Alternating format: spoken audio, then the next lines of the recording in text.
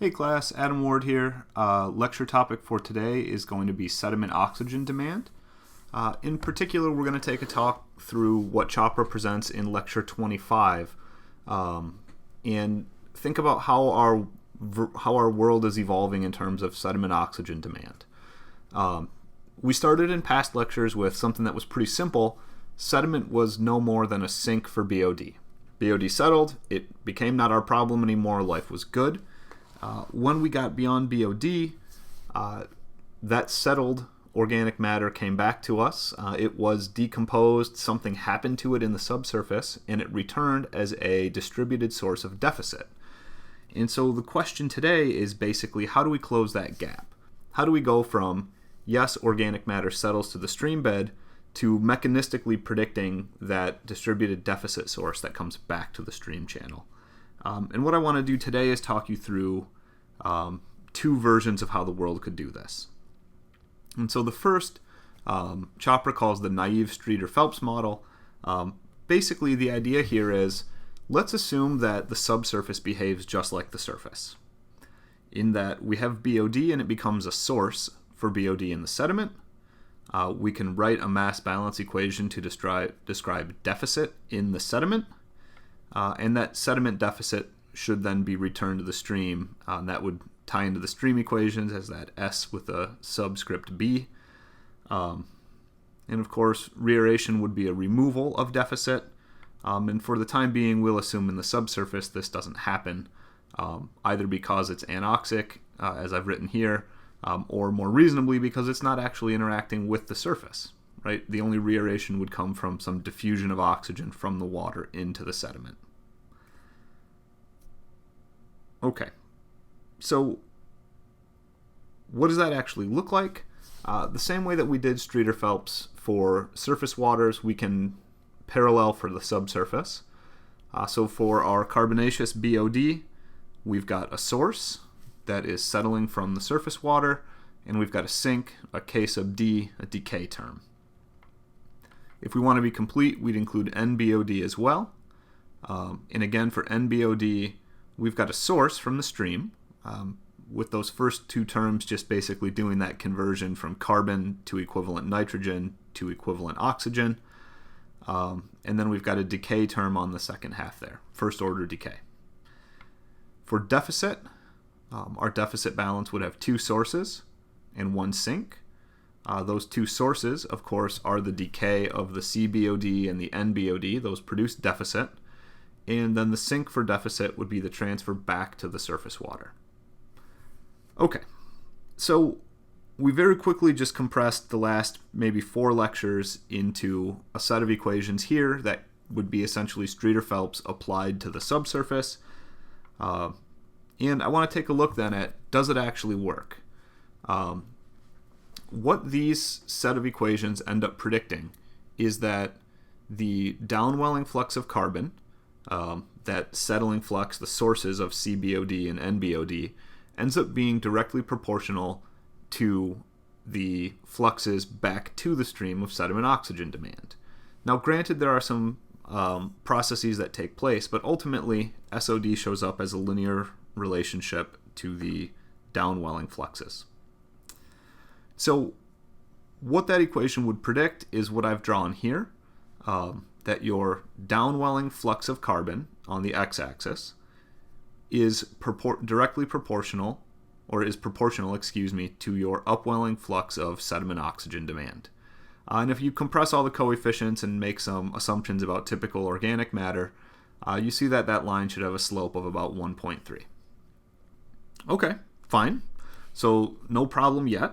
When we go out and try and make measurements of this in reality, we get something more like this, where the upwelling flux is proportional to the square root of that downwelling flux, which unto itself is not particularly interesting, but I think a better question is, what happened to all the rest of that carbon? Why did it settle to the subsurface as an oxygen demand, but it doesn't ever reemerge as an oxygen demand? And so in response to this, we've developed a revised conceptual model for the stream bed, where we're going to move away from the idea of Streeter-Phelps although we will continue to express everything in terms of oxygen equivalents. So the revised model, sort of the state of the science when Chopra wrote this textbook, is the de Toro et al. Model from 1990. And so let's walk through this in a little bit of detail.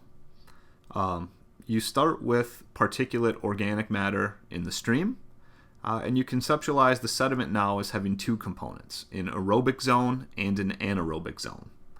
The new processes that we're going to account for here is the idea that when organic matter makes it down into a strongly reducing environment, you get more than just the Streeter-Phelps processes happening.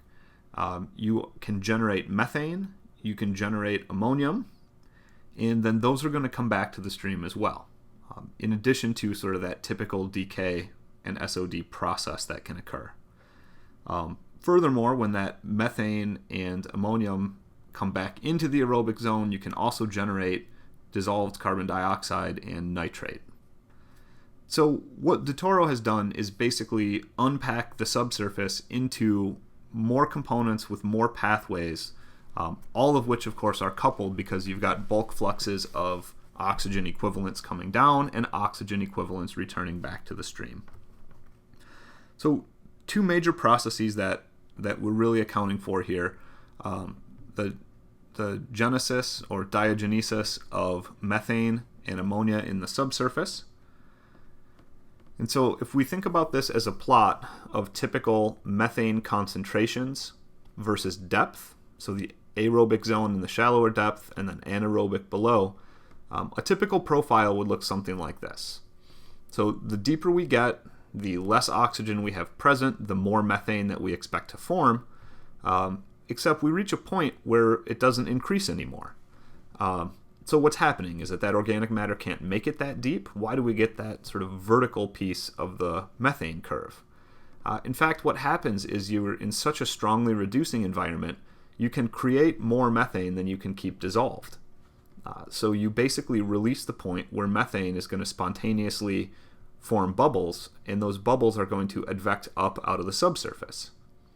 And so what has happened in terms of sediment oxygen demand is that you've got a process that didn't use oxygen but did process carbon. And so you're essentially bypassing that Streeter-Phelps model when you're able to create methane. Now, of course, there is diffusion in the vertical dimension, and so in that anaerobic zone where we are producing methane, it is slowly diffusing its way toward the surface, and that gives us the shape of the upper portion of that curve.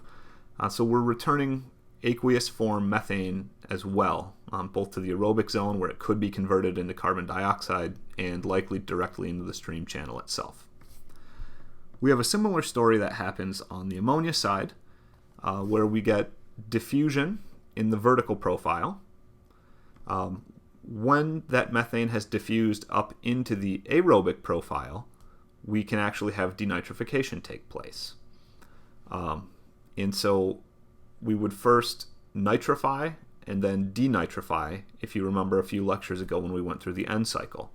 So in order to get from ammonia to N2 gas, you've got to consume some oxygens along the way.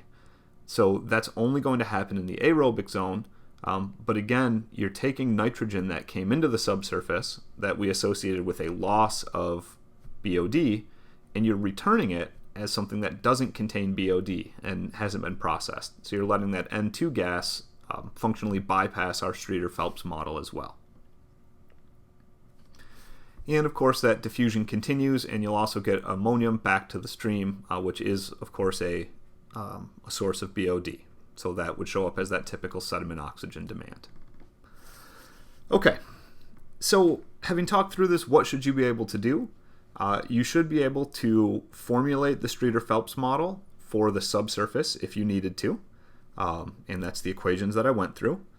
You should be able to articulate why the Streeter-Phelps model doesn't work in the subsurface, and give an overview of the subsurface processes that allow carbonaceous BOD and nitrogenous BOD to basically bypass the Streeter-Phelps equations and require us to have this de Toro model or a more sophisticated model of processes in the sediment.